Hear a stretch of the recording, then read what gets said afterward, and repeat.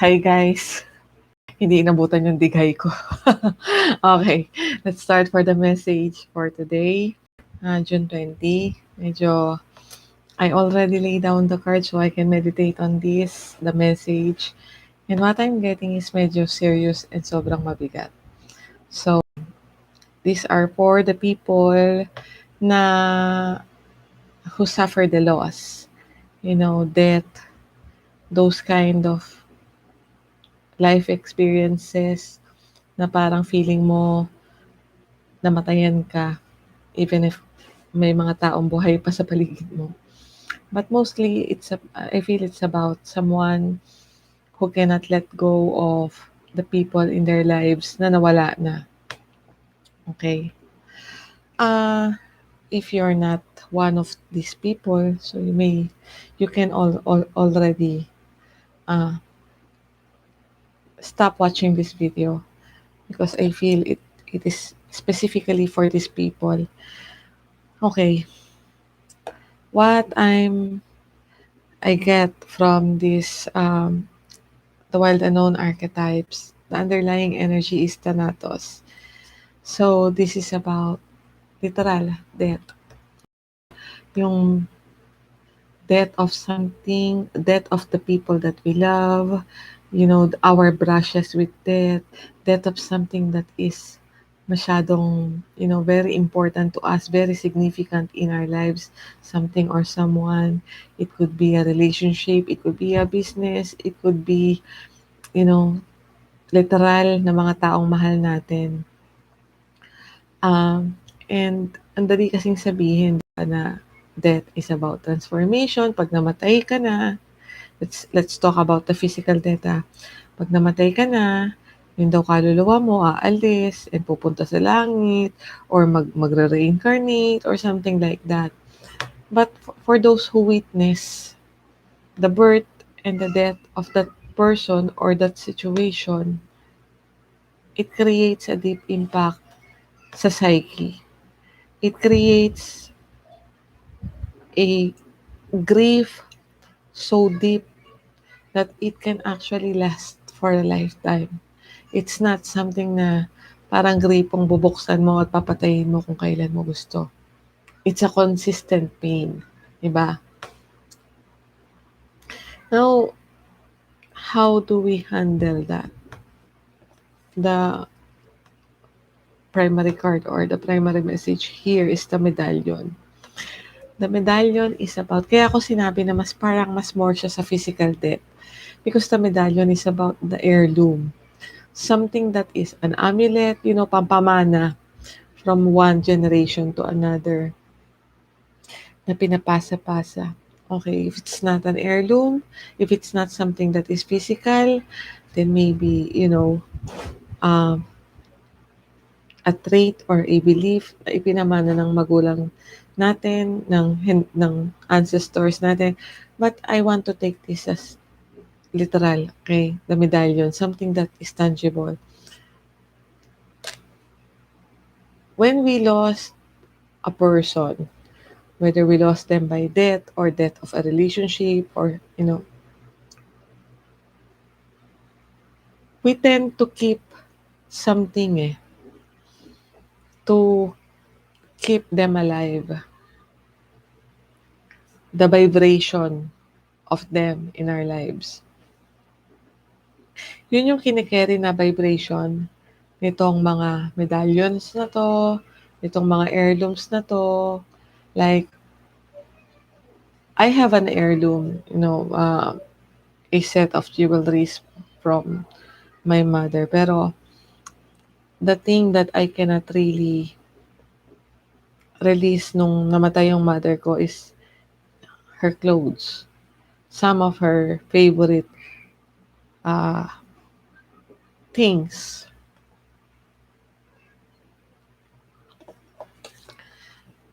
It took me a long while to release that. And habang hinaalagaan ko or habang I keep on revisiting those things that she loves, those things na hindi makaalis yung pain yung vibration na dala nung gamit na yon na galing sa kanya, the memories of that, even the memories of joy naging painful na right?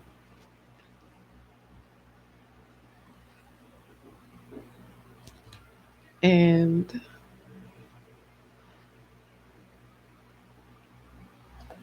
this is something that we are being asked na i-reflect what are the things na hawak pa natin to remind us of our, lost loved ones, mga mahal natin sa buhay na nawala, even relationships na, we find ourselves parang part, or relationships that died, okay? That we nagtago tayo ng keepsake to remind us of the good times. Pero hindi na kasi good times yung vibration na dinadala nila sa present moment. And we have to reflect on that. In alignment pa ba tong medalyo na to, tong amulet na to, tong heirloom na to, or something tangible na galing sa kanila, is it still in alignment with our purpose? Or is it just holding us back to the pain of these thanatos? Kasi here, sa Five of Cups energy, this is about grief eh. This is about that continuous looking back sa past, those things na sinasabi natin sa sarili natin na sana nagawa ko to, sana ginawa ko to, sana nasabi ko to, sana, mga sana. And this is wishing for a better past. And it's not helpful. It's not healing to keep on going back and keep on wishing na sana. Okay? The Six of Swords is about going into a more peaceful place, in a more peaceful uh, atmosphere, kumbaga. There's hope, okay? And the hope is calling you to rise up from the darkness. Pero naka-block to eh. Nasa blockage siya eh. So these mga wishes of a better past, wishes na sana ginawa ko to, hindi sana nagkaganito, hindi sana, or, you know, I have told them I love them before they left, or I did this and that. It's no longer helpful. And it's just keeping us into this dark place where we cannot allow ourselves to rise up to that hope. Balik tayo ng balik dito. Aangat tayo tapos babalik. Alam mo, di ba? Some of the swords are already elevated eh. But naka-block siya. It cannot really rise up to that place of peace, of healing. And with the Daughter of Cups here, we are being asked to parang balik tayo doon sa time na parang state of being a child. Let's see the world again from a fresh perspective. Allow ourselves to dream again. Create a new story, create a new dream, create a new narrative without them in it. Okay, without them in it. Yung buhay na i-create natin after na mawala sila, we have to create that narrative nang wala sila doon.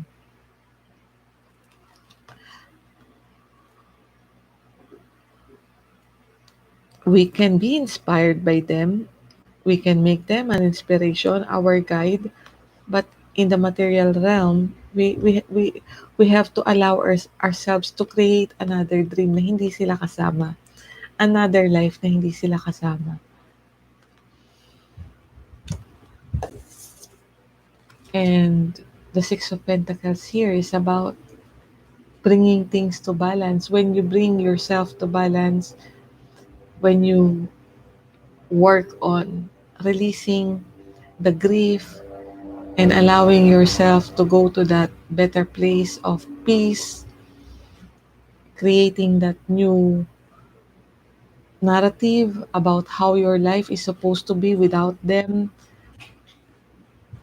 you will be able to grow and bear fruit on your own. You will be able to make your life a beneficial one. You will be able to offer something, not only to yourself, but also to the people around you, to the next generation. You know, this is about what you put in, or what the energies that you invested is going to bear you fruits, or it's going to return, it's going to be parang kumbaga ire-reward ka, okay, with your hard work.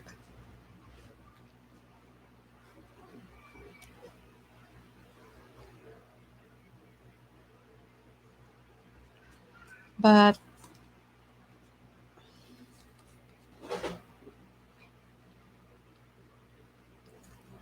here, it's like, you know, like I said, the inspiration that these people in our lives na nawala, that the thing or the gift, sabihin na natin the gift that they are giving us is hope.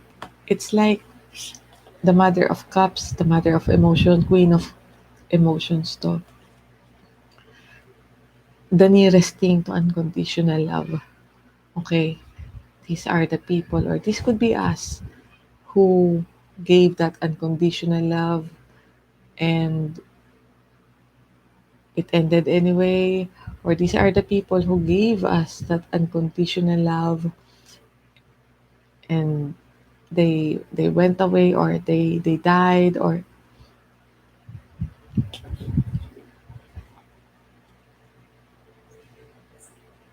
there is that is a gift in itself.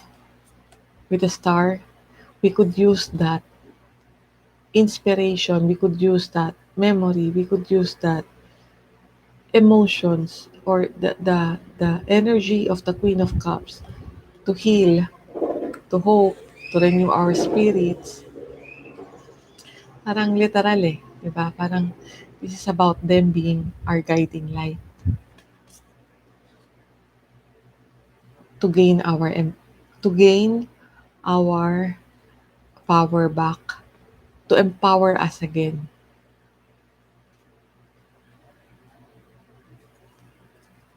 The Empress is somebody na she recognizes the cycle of life. She knows she's the symbol of fertility. She knows that there's a time for everything, a time for birthing and a time for death, a time for pagtatanim and a time for harvest, a time for summer and a time for winter, something like that. Cycle lang to ng buhay na tuloy, tuloy, tuloy. These things, death is a collective experience. It's not, hindi ka single out na, hoy, ikaw lang ang mawawalan. Ikaw lang ang may masisirang pamilya. Ikaw lang ang may mamamatay na mahal sa buhay. Every one of us experienced that.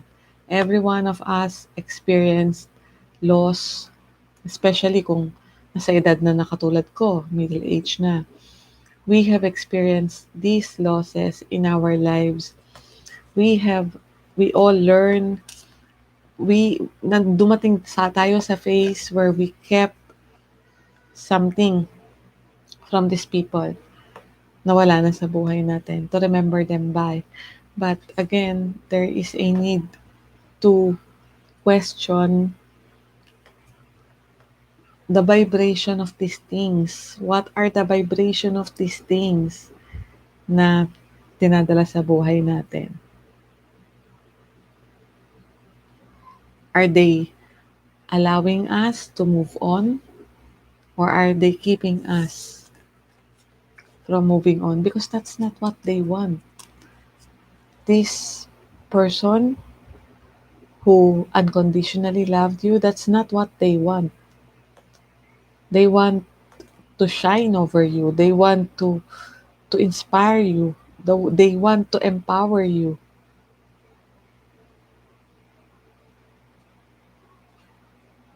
And you are being called. You are being called to look at life from the eyes of a child and create a new dream. Create a new narrative, a new story without them in it. Yung without them, um, literal na wala sila. Just let them let them be there as the guidance, as the inspiration.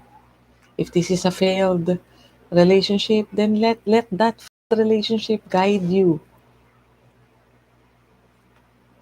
to your own empowerment, to be able to create something, because the Empress is about creation eh. It's about birthing. It's about fertility. And here, you will be able to achieve that. There is a place for grief. Okay?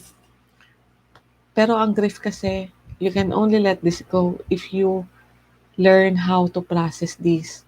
Whether it's about the people we love that died, whether it's about loss of a relationship, you know, broken family, whatever happened in the past.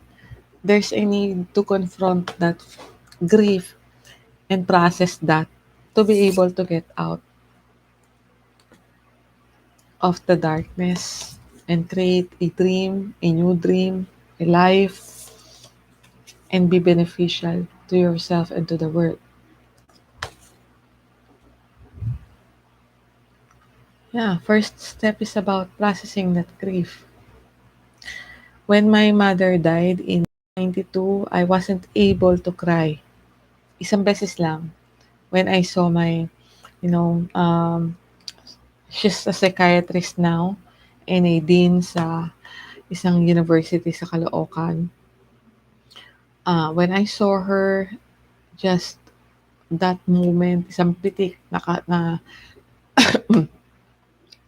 kami. Dumating siya, nakiramay. Walang salita. There is no word na exchange. The moment that I saw her, her name is also Bernadette. Pareho kami ng pangalan. The moment I saw her, um, inakap ko lang siya, inakap niya ako, and I just cried. There's no words. Walang exchange.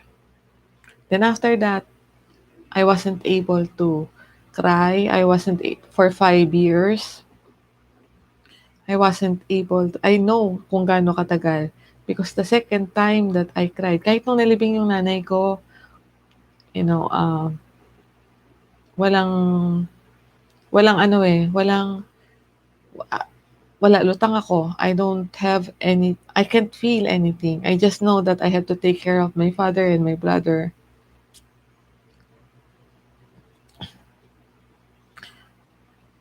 And that gave a bad impression na parang wala akong pakialam sa nangyayari. Wala akong remorse, walang sadness, walang.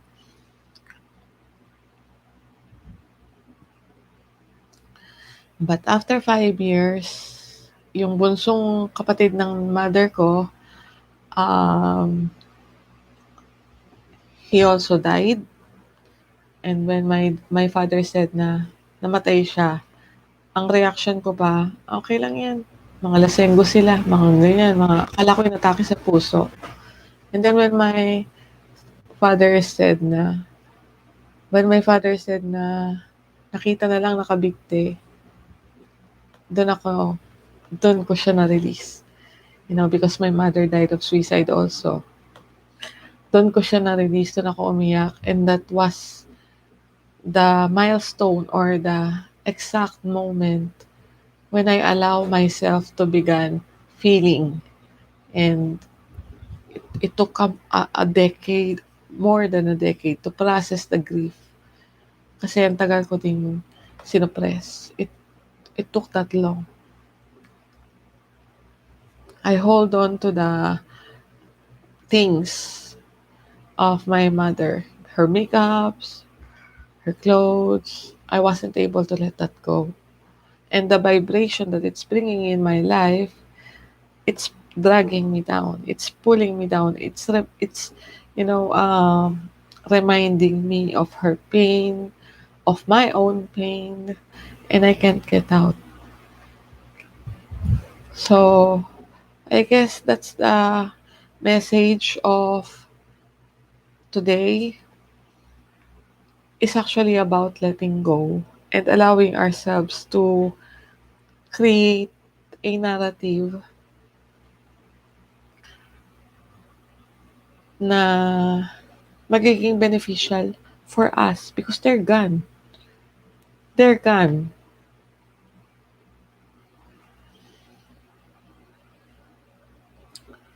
Okay, so I'm sorry for that message, but that's what I get. Salamat.